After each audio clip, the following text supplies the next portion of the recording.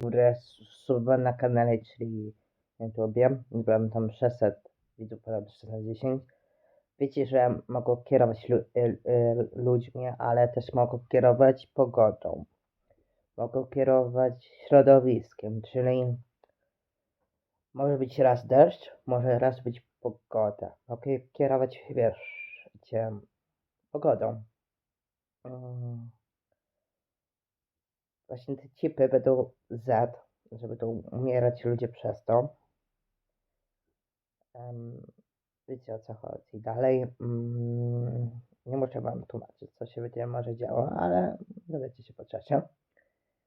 Mają podobno prezydenta Turcji, mają Z.